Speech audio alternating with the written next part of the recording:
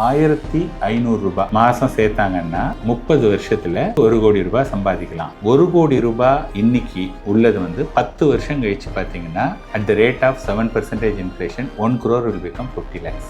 30வது வருஷத்துல வந்து பார்த்தீங்கன்னா 12.5 லட்சம் ரூபாய் கெயினுக்கு பே பண்ணணும். லாங் டேர்ம் அப்படின்னா 1 இயருக்கு மேலே எத்தனை வருஷம் இருந்தாலும் எவ்ரி இயர் ஃபர்ஸ்ட் 1 லட்சம் ரூபாய்க்கு எந்த டாக்ஸும் கிடையாது. 10 லட்சம் ரூபாய் போட்டிருக்கீங்க, 10 மாசம் தான் இருக்கு, 12 லட்சம் ரூபாய் கிடைச்சிருக்குன்னா எல்லா மணியும் எடுத்தீங்கன்னா அந்த 2 லட்சம் ரூபாய்க்கு டாக்ஸ் நீங்க வந்து 15% பே பண்ணணும். பேங்க்ல இருக்கக்கூடிய பிக்சட் டெபாசிட் வந்து 200 லட்சம் கோடி வித்திருப்பாங்க அவருடைய கெயின்லாம். அப்ப நிறைய பேர் வித்தானா மார்க்கெட் வந்து கீழே விழுந்திருக்கும். நீங்க 2001 ஒரு ப்ராப்பர்ட்டி வாங்கியிருக்கீங்க, அது வந்து 10 லட்சம் ரூபாய். இன்னைக்கு அதை வந்து 1 கோடி ரூபாய்க்கு விற்கிறீங்க. கையோ முறையோன்னு கத்திட்டு இருக்காங்க. 2 வருஷத்துக்கு முன்னாடியோ 3 வருஷத்துக்கு முன்னாடியோ பால் விலை ஏத்துனாங்க. லிட்டர் வந்து 30 ரூபான்னு வச்சுங்க. ஒரு சமயத்தில் இன்க்ரீஸ் பண்றாங்க. இப்ப 30 வந்து 35 அப்படின்னா உடனே எல்லாம் கத்துவாங்க. ஹியூமன் மைண்ட் என்ன அப்படின்னதுன்னா, நான் வாங்கின ஸ்டாக் மேலே போகணும், மேலே போகணும்னா நான் வச்சிருப்பேன், கீழே போனுச்சுன்னதுன்னா எனக்கு வந்து நான் டென்ஷன் ஆயிடுவேன். 20,000 30,000. ஆனா அந்த ஸ்டாக் வந்து வேண்டாம், கழுத்து பிடிச்சி தள்ளி விடுறீங்க, நல்லா பண்ணாதவனை வச்சிருக்கீங்க. வணக்கம் சார். வணக்கங்க சார்.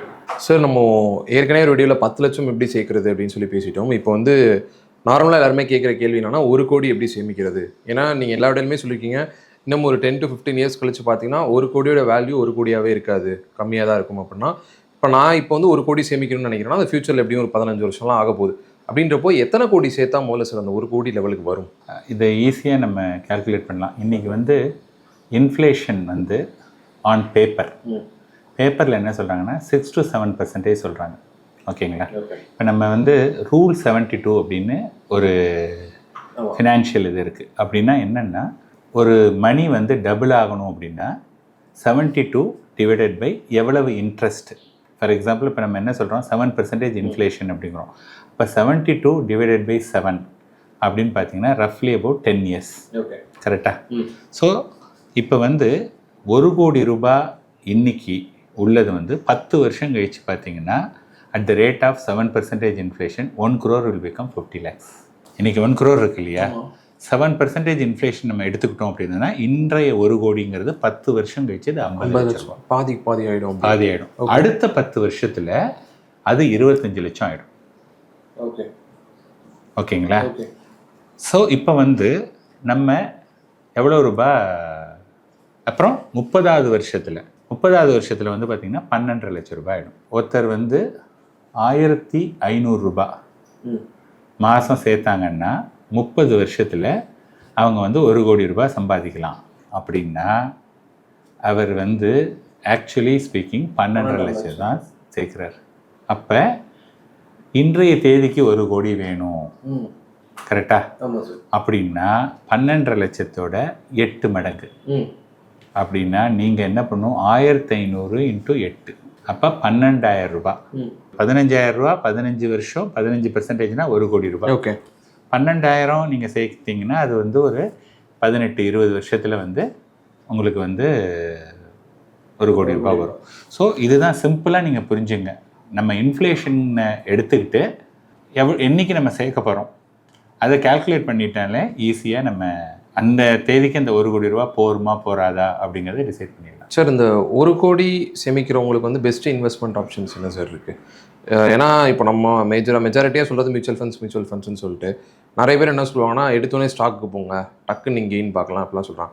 ஸோ எது பெஸ்ட் ஆப்ஷன், அதே மாதிரி எது கொஞ்சம் சேஃபான ஆப்ஷன் சார்? இல்லைங்க, இப்போ ஸ்டாக்ஸில் வந்து என்ன ஒரே ஒரு விஷயம் அப்படின்னு பார்த்தீங்கன்னா, ஸ்டாக்ஸ் அப்படிங்கிறது வந்து ஒவ்வொரு ஸ்டாக்குடைய ரேட்டும் வேறு. நம்பர் 1. நம்பர் 2 வந்து நம்ம ஸ்டாக்ஸ் வாங்கும்போது ஹியூமன் மைண்ட் என்ன அப்படின்னதுன்னா, நான் வாங்கின ஸ்டாக் மேலே போகணும்னா நான் வச்சுருப்பேன், கீழே போணுச்சுன்னதுன்னா எனக்கு வந்து நான் டென்ஷன் ஆகிடுவேன். ஓகேங்களா?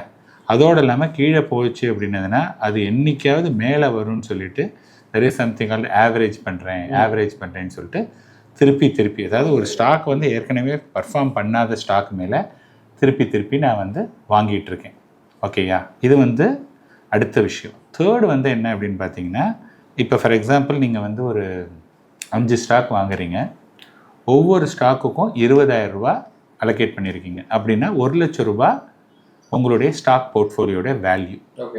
1 இயர் லேட்டர் ஓகேங்களா? அப்போ வந்து 1,20,000 இருக்குது. அது எப்படி இருக்குது அப்படின்னதுன்னா 3 ஸ்டாக் வந்து ஒரு ஸ்டாக்குக்கு 20,000 அலோகேட் பண்ணீங்க இல்லையா, 3 ஸ்டாக் வந்து 20,000 வந்து 30,000 ஆயிடுச்சு. ஓகே. Which means 50% hike. அப்போ 3 × 30 90,000, 2 ஸ்டாக் வந்து 20லேருந்து 15,000 ஆயிடுச்சு. 2 × 15 30. ஸோ ஓவரால் எவ்வளவு? 1,20,000. ஓகேங்களா? இது ஒரு சினாரியோ. இன்னொரு சினாரியோவில் 10 ரூபாய்க்கு NAV வாங்கியிருக்கீங்க மியூச்சுவல் ஃபண்டில். இன்றைக்கி அதோடைய வேல்யூ 12 ரூபா.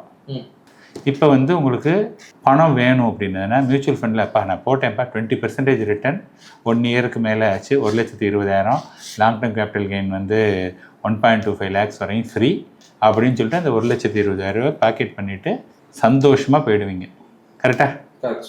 ஆனால் இந்த இதில் வந்து நீங்கள் இதே சினாரியோ இங்கேயும் அதே 1,20,000 தானே, இதுக்கும் அதே மாதிரி லாங் டேர்ம் கேபிட்டல் கெயின் எல்லாமே ஒன் அண்ட் த சேம். கரெக்டாக?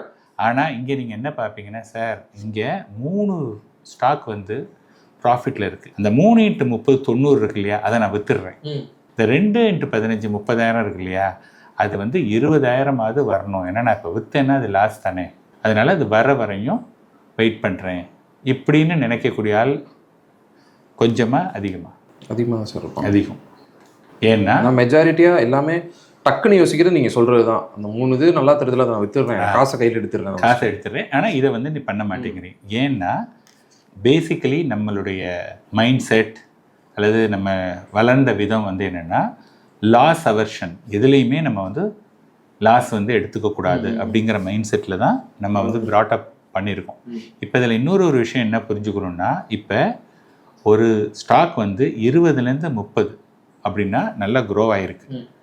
வேற 20லேருந்து 15 அப்படின்னு பார்த்தீங்கன்னா உங்களுக்கு எவ்வளவு ஃபால் அப்படின்னு பார்த்தீங்கன்னா 25% ஃபால். கரெக்டாக? இப்போ 15 திருப்பி 20க்கு போகணும் அப்படின்னா அந்த 25% ஃபால் வந்து திருப்பி 33% வந்து இன்க்ரீஸ் ஆகணும். இப்போ நீங்கள் என்ன நினைக்கிறீங்கன்னா, ஒரு ஸ்டாக்கு ஏற்கனவே பர்ஃபார்ம் பண்ணலை, ஆனால் அந்த ஸ்டாக் வந்து நெக்ஸ்ட் இயரோ அல்லது சீக்கிரமாக 33% பர்ஃபார்ம் பண்ணும் அப்படின்னு உங்களுக்கு நம்பிக்கை இருக்குது. ஆனால் ஒரு ஸ்டாக் ஏற்கனவே 50% ரிட்டர்ன் கொடுத்துருக்கு 20லேருந்து 30,000. ஆனால் அந்த ஸ்டாக்கு வந்து வேண்டாம், புரியுது அப்படின்னு சொல்லிட்டு தள்ளுறீங்க. நான் இன்னொரு சின்ன எக்ஸாம்பிள் சொல்கிறேன். இப்போ நீங்கள் வந்து கேஷவ் இஸ் லீடிங்க டீம் ஆஃப் ஒரு 10 பேர் உங்கள் டீமில் இருக்காங்க. நீங்கள் டீம் லீடர், 10 பேர் இருக்காங்க. நான் வந்து உங்களுடைய பாஸ். நான் சொல்கிறேன், கேஷவ் இனிமேல் 10 பேர் இந்த ப்ராஜெக்ட்டுக்கு ஒத்து வராது, ஏன்னா இட்ஸ் வெரி டிஃபிகல்ட். நீங்கள் அதனால் ஒரு 8 பேர் மட்டும் வச்சுங்க. ஏன்னா நீங்கள் தான் வந்து அந்த profit centre, you are responsible for the outcome. அப்போ 2 பேரை எடுக்கணும் இல்லையா? அந்த 10 பேரில் எந்த 2 பேர் எடுப்பீங்க? பெர்ஃபார்மன்ஸ் வைஸ் பார்த்து எடுப்பேன் சார். இது பெர்ஃபார்மன்ஸ் பண்ணுறவங்களா பண்ணாதவங்களா? பண்ணாதவங்க தான் எடுப்பேன். பண்ணாதவங்க. கரெக்டாக? இப்போ பர்ஃபார்மன்ஸ் பண்ணாத 2 பேரை எடுக்கிறீங்க. ஆமாம். ஆனால் when it comes to stock investing என்ன பண்ணுறீங்க? நல்லா பண்ணுறவனை கழுத்து பிடிச்சி தள்ளி விடுறீங்க, நல்லா பண்ணாதவனை வச்சுருக்கீங்க. இது மாதிரி தான் நிறைய பேர் என்ன பண்ணுறாங்கன்னா, இப்படி இப்போ 5ல் இந்த 2 இருக்கா, திருப்பி அடுத்து இன்னொரு 5 வாங்குவாங்க, அதில் ஒரு 3 பெர்ஃபார்ம் பண்ணும், அதை திருப்பி வெளில தள்ளிடுவாங்க. இப்படி இந்த 2 இப்படி பார்த்தீங்கன்னா, சார் என்கிட்ட வந்து 200 ஸ்டாக் இருக்குது சார், 150 ஸ்டாக் இருக்குது சார், அதில் 100 ஸ்டாக் வந்து இன்னும் அந்த போட்ட காசே வரல அப்படின்னு அனுமார் வால் மாதிரி அது நீண்டுகிட்டே போகும். அப்படின்னா என்னென்னா, உங்களுக்கு அதை எப்படி அப்ரோச் பண்ணுறதுன்னு தெரியல. மியூச்சுவல் ஃபண்டில் இருக்கும்போது அங்கேயும் இதே தான் நடக்குது. ஆனால் ஃபண்ட் மேனேஜர் என்ன பண்ணுறாங்கன்னா, அவங்களுக்கு எமோஷன் கிடையாது. இந்த ஸ்டாக் பர்ஃபார்ம் பண்ணால் வச்சுருப்பாங்க, இல்லையா கட் பண்ணிவிட்டு வந்துடுவாங்க. ஓகேயா? ஸோ அதனால தான் நாங்கள் என்ன சொல்கிறோம் அப்படின்னதுன்னா, நீங்கள் வந்து அண்ட் எஸ்பெஷலி ஸ்மாலர் அமௌண்ட்டாக இருக்கிறதுனால you start with the mutual fund. அதுக்கப்புறமா நீங்கள் வந்து you can get in to the direct equity. இன்னொரு சின்ன விஷயம் சொல்லணும் அப்படின்னதுன்னா, நீங்கள் வந்து மியூச்சுவல் ஃபண்டில் இன்வெஸ்ட் பண்ணுறீங்க அப்படின்னதுன்னா, you are sitting in a car where there is a professional car driver. அவர் வண்டி ஓட்டிகிட்ருக்காரு, நீங்கள் அவர் பக்கத்தில் உட்காந்துட்டு வேடிக்கை பார்க்கலாம், பாட்டு கேட்கலாம், சாப்பிட்லாம், எல்லாம் பண்ணலாம். வேற அவர் வந்து is always on the road. So அவர் தான் வந்து டைரக்ட் ஈக்விட்டி. ஸோ நீங்கள் ஃபஸ்ட்டு ஒரு பேசஞ்சராக அல்லது அவருக்கு பக்கத்தில் உட்காந்துட்டு அவர் எப்படி எப்படிலாம் ஓட்டுறாருன்னு பார்த்துட்டு அஸ் அ மியூச்சுவல் ஃபண்டு இன்வெஸ்ட்மெண்ட்டாக வந்துட்டு then you move to the, இல்லை இதெல்லாம் okay but I want to drive, எனக்கு அது த்ரில் வேணும் அப்படின்னா then you can come to the direct equity. So எடுத்த உடனே டைரக்ட் ஈக்விட்டி வந்தீங்கன்னா கண்டிப்பாக உங்களுக்கு லாஸ் தான் ஜாஸ்தி. ஸோ இப்போ நடந்த பட்ஜெட்டில் பார்த்தீங்கன்னா long term and short term capital gain வந்து இன்க்ரீஸ் பண்ணியிருக்காங்க அப்படின்னு சொல்கிறாங்க. ஸோ அதை நீங்கள் எப்படி சார் பார்க்குறீங்க? இப்போ வந்து பார்த்தீங்கன்னா இதுக்கு முன்னாடி வரையும் ஷார்ட் டேர்ம் கேபிட்டல் கெயின் அப்படின்னதுன்னா நம்ம இன்வெஸ்ட் பண்ணுறோம் 2 வருஷத்துக்கு முன்னாடியோ 3 வருஷத்துக்கு முன்னாடியோ பால் விலை ஏற்றுனாங்க. லிட்டர் வந்து 30 ரூபான்னு வச்சுங்க. ஒரு சமயத்தில் இன்க்ரீஸ் பண்ணுறாங்க. இப்போ 30 வந்து 35 அப்படின்னா உடனே எல்லாம் ஆவுன்னு எல்லாம் கத்துவாங்க.